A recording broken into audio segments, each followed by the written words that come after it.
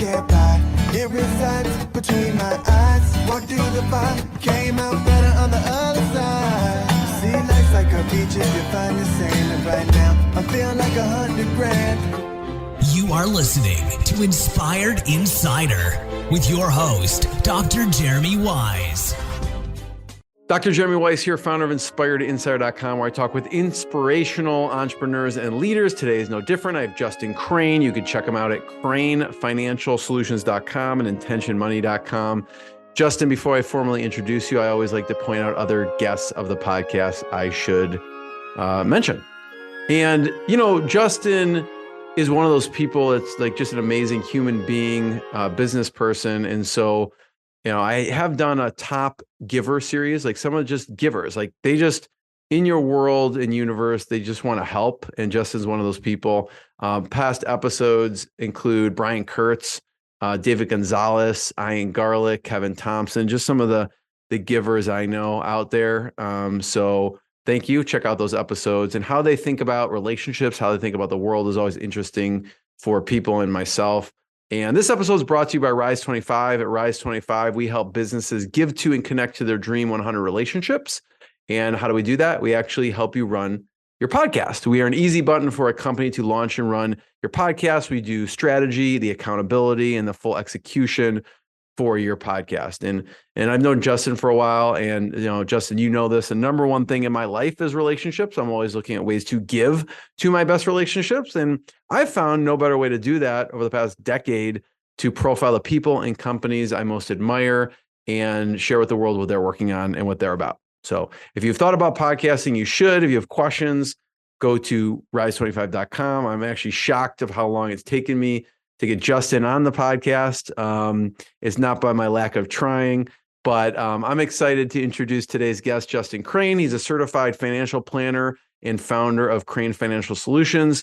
And Justin, I would say you take a very holistic approach to financial planning, and you advise clients on how to kind of unite their business and personal money with their lives. And you work with clients to create a purpose-driven financial plan. And you say it, and we'll have you break it down a little bit more about aiming for a return on life, right? And he, manages his clients' investment portfolios for long-term goals and retirement. Justin, thanks for joining me. Jeremy, thank you. I've known Jeremy, everybody listening, since I was in like 8th grade. He is the best. He's so cool. He's smart. He's a giver, and he's just the best. And for those of you on the fence, not knowing whether you need to work with Jeremy or not, I've worked with him. The guy's amazing. And his junior partner, John Corcoran, is even better. Junior partner. I'll have to give you a 20 after this, so I appreciate that. What does it mean when I say return on life? Like, what does that mean?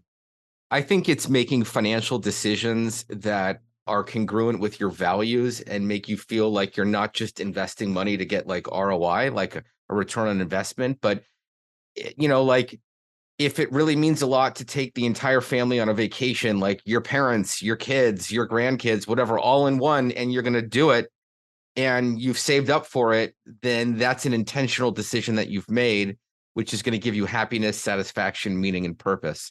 So at the end of the day, when we're no longer here, we can't take all the possessions, but we can take our experiences and memories with us. And the people that are still alive are going to benefit from that. And that's our legacy. I mean, that's just an example. But it's about meaning. It's about purpose. It's about just using money that aligns with your values when you feel good about it.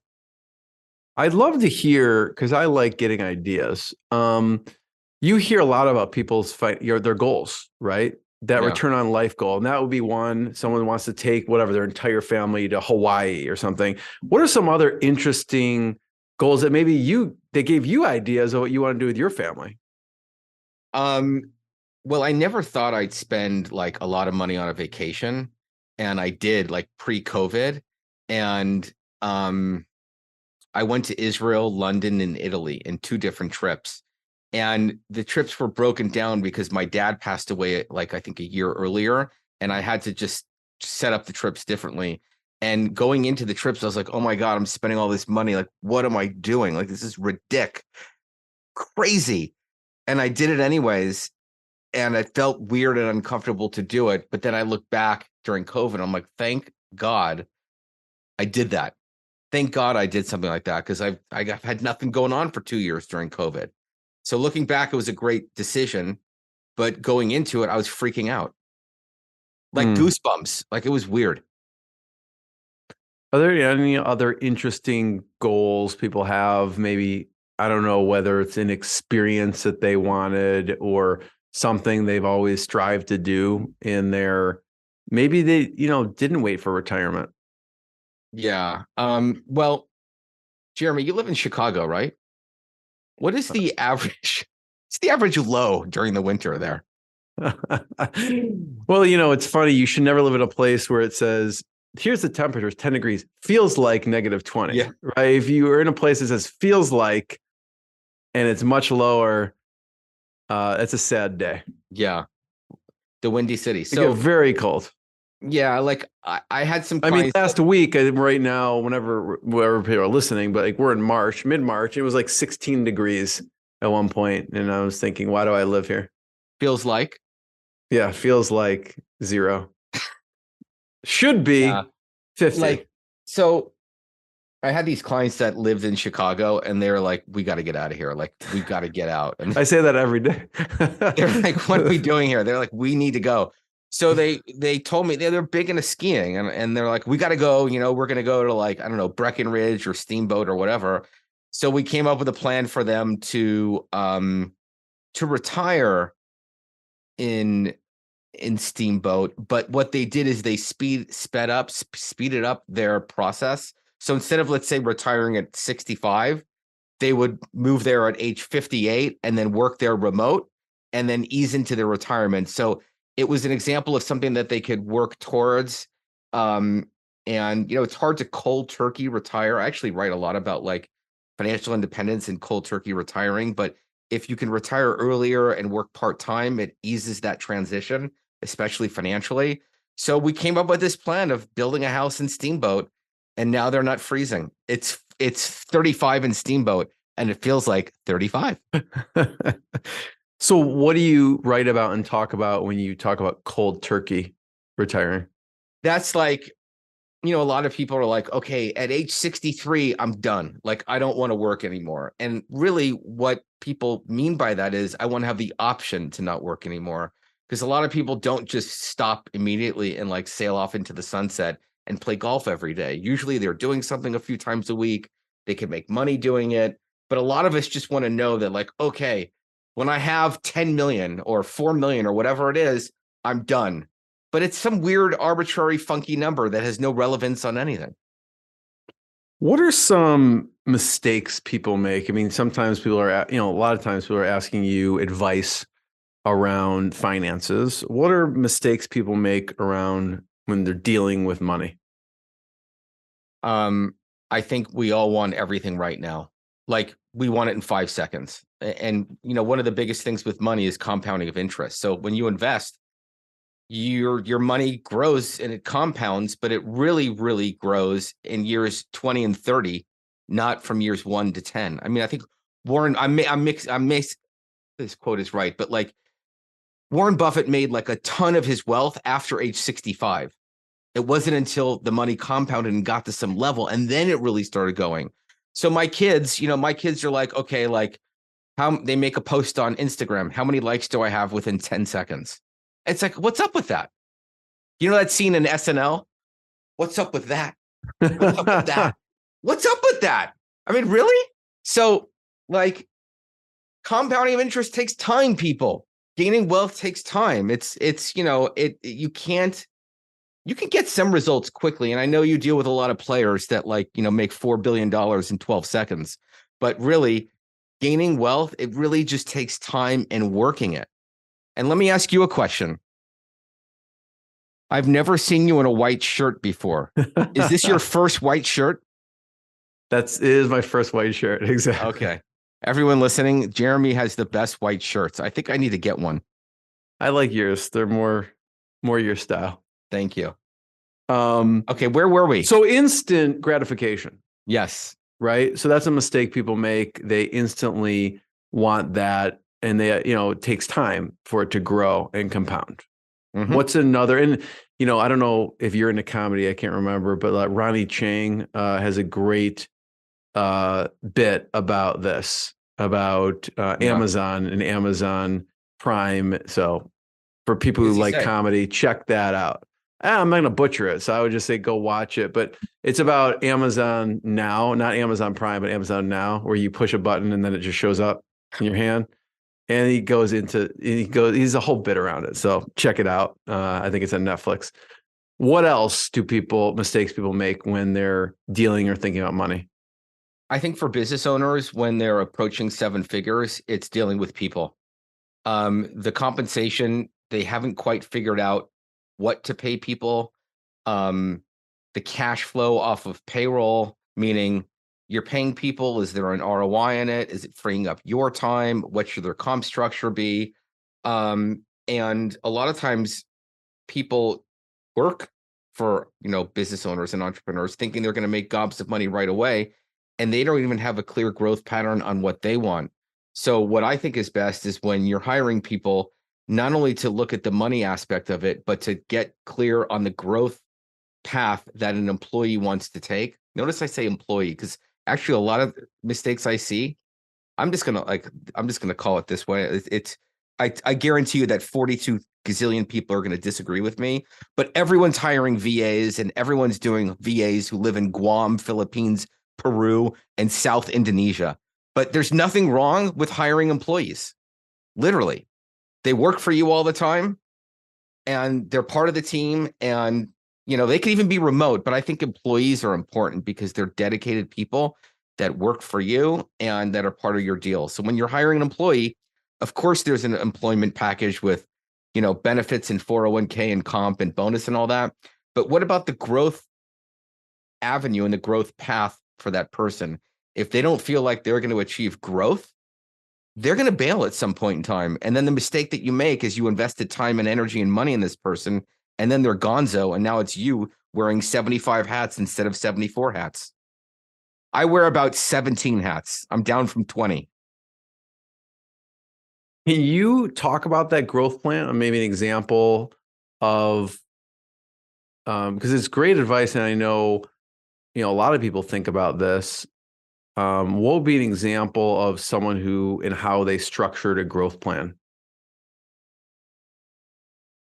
Well, I look at the Dan Sullivan question, the R factor question. If you look out 1 year, what has to have happened in your life personally and professionally to make you feel like you achieve progress?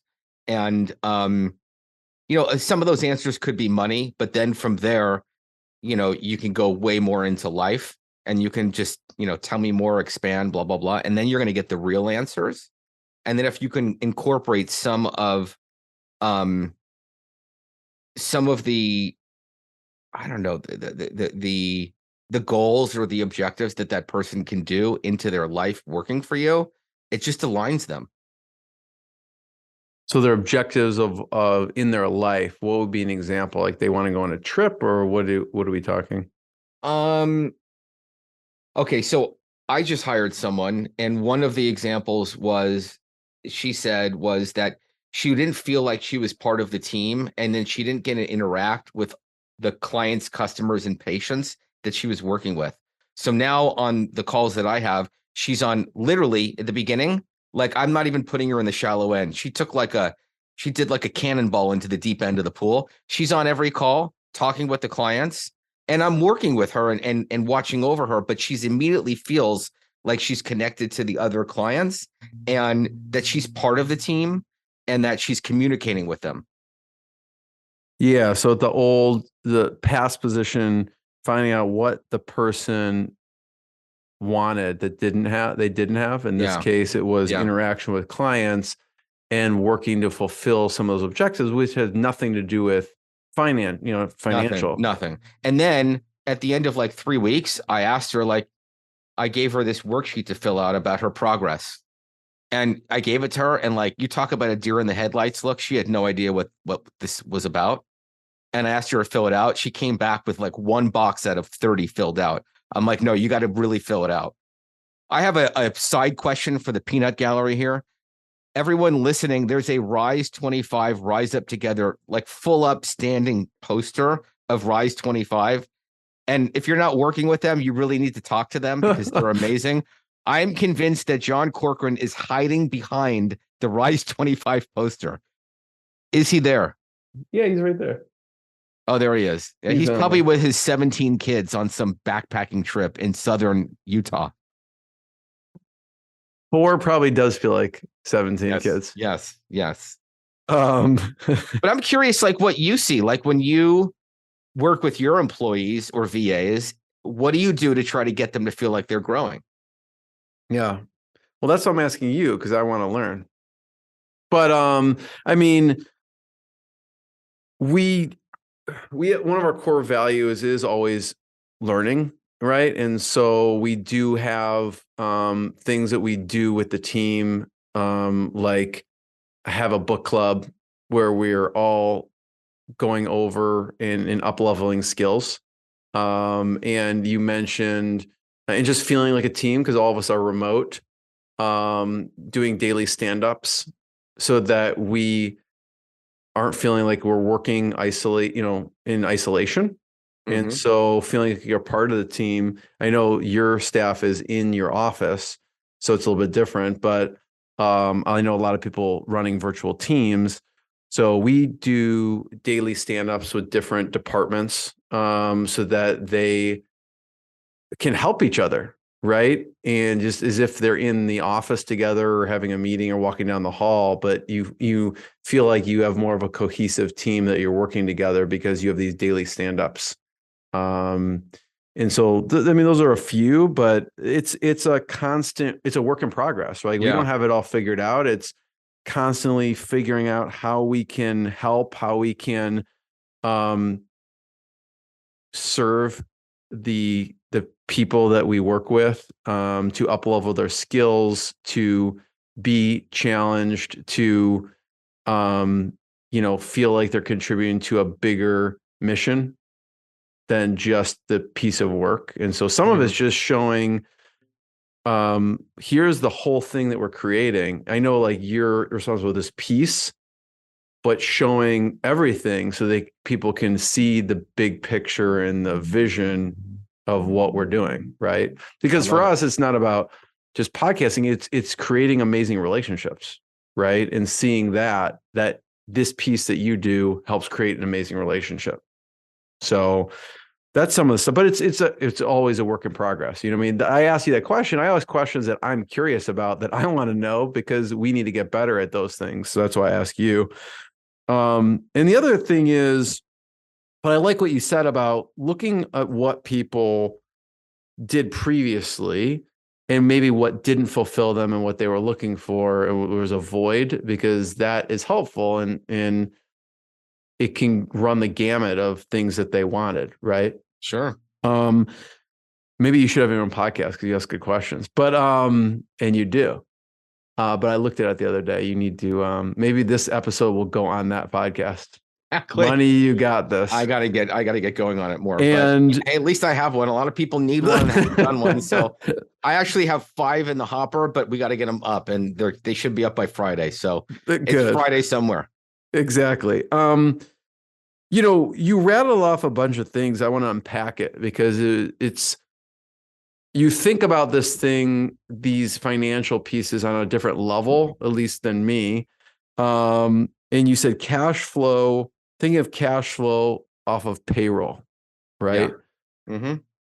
Can you unpack that for a second, what you're looking at? Because I was talking to someone the other day and they're like, well, I know I need to hire, but can I afford to hire? It's all that talk in their brain, right? So someone's like, listen, we need to hire, but can I afford this person? Or what type of person can I afford? Yeah. Okay, so this is like, I'm going to go paint by numbers. Like literally, because I know when I don't know something, I ask someone like, okay, tell me like what's step 1 and like what's step 2? Like I'm so concrete about this. So step 1 is you need someone to tell you how much cash your business creates each month. So that's the statement of cash flows. That's the nerdy way of saying it. But like every month, how much cash does your business generate? So what does that mean? Like, how do you calculate that? So I'm going to go very, very simple. You just take the beginning balance of your business bank account for the month, and then you do the ending balance. And then that difference is the cash that your business generated. So there's a lot of things that can affect that. Profits. You can take money out of your business. You can take loans and money can go into the business. You can pay back a loan and money leaves. There's all of that. But somehow you need a baseline of like how much cash each month your business generates. And then from there, you can determine whether you can afford to hire someone. It's it. Step 2 is how much does that person cost? Like, let's say your business generates 10 grand. Like that's the net change. January 1st, you've got 40. January 31st, you've got 50. So your business generates an extra $10,000, right? Now, if you're going to hire someone that costs $10,000, you can afford it this is hypothetical. You can afford it as long as there's nothing else in there that isn't going to affect the next month. So it's how much cash does your business generate? And everyone's about profits. What's your P&L and all that? But that's all great. But that's like accounting mumbo jumbo stuff. Like I'm talking cash. I think you have a couple of bills lying behind that big poster in the corner that you've got lots of cash stacked up. I don't think so. So let's say you have 10,000, right? Yep. And like, Justin, what I need to hire this account manager. Okay. And I'm very conservative. Yep. How would you think about despite of what like the market rate is or whatever it is, how would you think about the offer and how much of that cash should you keep? Yeah. So this gets into like an emergency account. Like, do you have an emergency account for your business? Let's say, I like to have 3 months. That's ideal. 1 or 2 if your business is very, very steady. Is the account manager responsible for sales at all? Handling anything about the growth of the business? Or are they just like an admin that's just like dealing with like paperwork and scheduling and forms and all that stuff? Yeah. So let's say, it's half and half. Yeah. So then maybe go with, okay. So I'm literally just pulling this out of my tuchus because it just depends, but I would say 50 to 70% would be fixed and 50 to 30 or 30 to 50 would be on the come, tied to sales, not profits. But, let's say you could, if you got the 10 grand, then you could pay them 5 to 7 and then give them 2 to 5 in a bonus tied to sales. And here's another thing. I work with lots of these clients. Most of them are 7-figure business owners. They like, even if you're a 6-figure business owner, they like, you still think about this. And I see them these people getting in the weeds. I'm like a detailed numbers person. And I hear my clients bring this up and I'm like, this is way too this is way too complex. It's one of these. Our average sales are $100,000. But if we bring in 120, I'm going to give them 40%. But if we bring them 160, I'm going to give them 70%. And the next thing they know, for every month, they're tracking sales on some percentage. And they're spending like 2 hours on this sales structure that is just freakazoid. I'm just with one number. Like if they do over 100, give them 30% or whatever the number is. And I know some director, some director of finance from Harvard, Wharton, MBA, blah, blah, blah, is going to give you all these nuances of increasing percentages and CFO strategy and all this. I'm like, we got to keep it simple. We got to go with one number and we'll reassess in 6 months. You can put, hey, we're going to try this out for 3 or 6 months. Go from there. Do you get a lot of people asking you from a sales perspective, how to create bonus structures? Sometimes, and we just kind of work through one, but a lot of times people forget that, being that I'm a financial advisor, people forget that if they're hiring employees, you've got workers' comp insurance that goes up. You've got, if they're on some sort of health plan, you've got to pay for that. But the biggie is if you have like a defined benefit plan or a 401k, you've got to put in money for those employees. And if you're doing a profit sharing, they might be getting a lot more money than, or they might be entitled to it than you think. So if you're like all in, you're like, okay, I'm going to bring in this person all in. I want it to cost 80 grand. And you're thinking, all right, I'm going to pay them 65 in a salary. The payroll taxes could be 10 to 15. Then all of a sudden you get hit with the profit sharing number of like 25. And you're like, oh my God, I just gave them a bonus of 20. That was the money that I was going to give them as the bonus. And now I give them another 20 on some profit sharing. Like, what's that? What's up with that? What's up with that? Sometimes you come in and you have done, I don't know if you currently do, fractional CFO work, right? Yes. Yes. And you have to come in and diagnose what's going on. And there was one, I don't know, probably more than one, but one in particular I'm thinking of, which was a marketing agency. So I'd love to hear, they hand you this chest and they're like, Justin, what's going on here? What do we do? What did you do in that situation? Sure. What did you find? What do you look at? Yeah. Let me just give you and everyone a little context on this fractional CFO thing. I'm a CFP. Like, I didn't go to business school. I'm not some CFO of some like Uber tech startup, blah, blah, like none of that. I'm a CFP. And I started asking my clients, what does your business need to do in sales and profits so that you can save $50,000 for retirement? Or like, how much do you have to do in sales if you want to pay down your mortgage in 8 years? Like personal finance stuff. And they're like, I don't know. So I'm like, well, okay, well, let's look at the business money. Like, what's the deal? Like, what are your sales? What are your cash generating and all of that? So that's how I got into the CFO thing. I read a bunch of books. I taught it to myself, and I still learn from people that are way better and smarter than me, but I know enough to create some damage and some drama. And that's the preface to this question. So this question is an agency question where this person does marketing and they have staff, and the staff has to fulfill these projects that the owner does. The owner gets a job, he has to deliver it, and he hires staff to do it. Designers, editors, marketing people, and all of that. So there's always this correlation or connection between labor and your sales.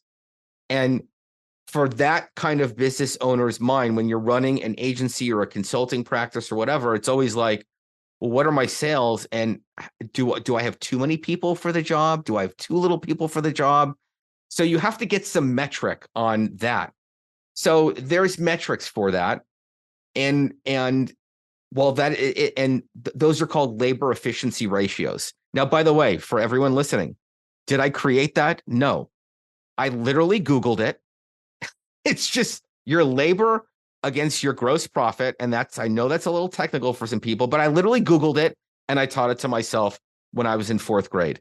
I mean, it's just like that. So the big question for this one client is, you do sound smart when you say that, though. Yeah. I'm currently in 7th grade and I just had my bar mitzvah this morning. Labor efficiency ratios. So the bottom line is like, if you're an entrepreneur and you got this job, what's the right amount of staff? And are you overstaffed or understaffed? And then of course, when you have staff, it's a fixed cost. It's not variable. You got to pay it every month. So that's a big question that I think a lot of business owners need to think through is should they work lean? Do they got to hire more for the next job? How do they conserve cash? By the way, I don't have an answer for that. Like, it's not like black and white, but it is very important to compare, in this example, the staff and the cost of that labor against the projects, against the cash that you have. Here's one more. If you're a marketing agency and you only get 2 jobs a year and you're working with, let's say, only Google or Microsoft, you got to be really dialed in because that's 2 clients. But if you're an agency and you deal with 4,000 clients, you can pivot and kind of move around. But if it's only 2, like, you got to be real dialed in. So when you say dialed in, what should people be looking at? You cannot get overextended. You got to look at what your average labor is. And you got to look back like a year, 2 and 3 years and be like, all right, my business did 1 million in sales and I spent 200 grand on labor. So 20%. I'm making it up. And now you think, all right, if you bring in Google and Microsoft and and you do 2 million, well, then does your labor need to be 20% of that 400,000? Then literally you just pull out an org chart and you're like, I got 3 people here, I got 2 people there. You write their names and their salary, and then you'll know if you can pull it off. And then if you don't, bring in your number 2 in your business and be like, hey, this is kind of what I'm thinking. Do you think we can pull this off with these 20 people? And go from there. It's more iterating than like, no one has the answer. You got to just iterate. It's okay to guess, but just be conservative with your guesses, and then you can add on over time. So what else are you looking at when you are digging under the hood with financials? Like in this case, you were mentioning a few scenarios, with labor efficiency ratios, and Yeah. what else are you looking at to see where maybe there's glaring issues on the horizon? Personal finance, major. So in this situation, I'm going very, very high level. This guy owned a house and he wanted to move. And we were trying to figure out whether he can afford to keep his house and buy another house. Keep his house and buy another house. So if he kept his house, he would rent it out and he would have a renter pay the mortgage and pay it down. And that would be part of his retirement plan, right? And then if he buys another house, he's got to come up with the cash for the down payment. So now the question is, can he afford to take the money out of the business for the down payment for that second house? And then it's a question of, for the next 6 months, how aggressive was he going to be with respect to hiring and really putting his foot on the accelerator and trying to like be huge? Or in this case, playing a little bit more safe, which I advised him, so that he could pull some of this money out and buy the house. It was a stretch, but in hindsight, he locked in great mortgage rates on both properties. So in that situation, he kind of had to make a decision. Do I put the accelerator on the business and put the money in the business, or is this personal piece important enough for me to be conservative in the business for this amount of time and invest in something that I have a goal with? Yeah. And the other thing is, like, I'm kind of like, I mean, you talk to 20 people on the street, you probably get 10 people one way, 10 people the other way.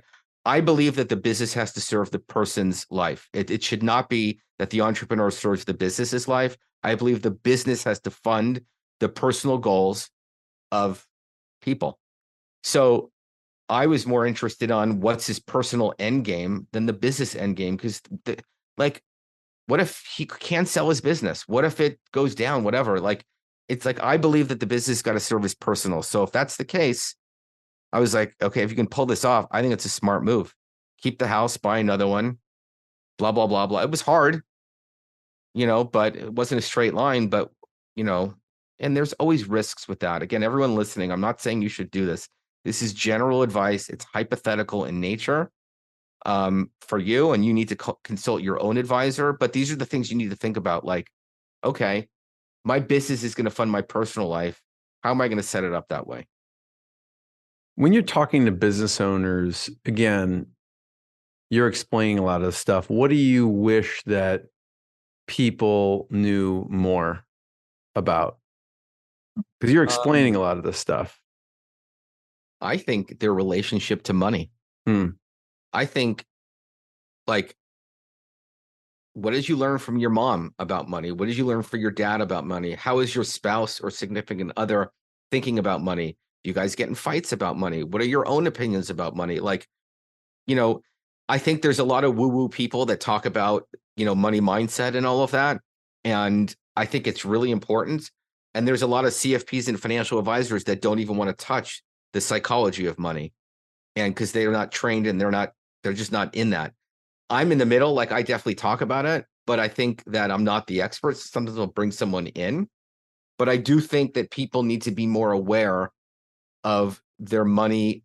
It's called money script, right? It's like the stories that we have about money, stuff like that. And then on that topic of dealing with spouse and money, Yeah. How do you help people, or not maybe you, but how do people navigate that Yeah. better?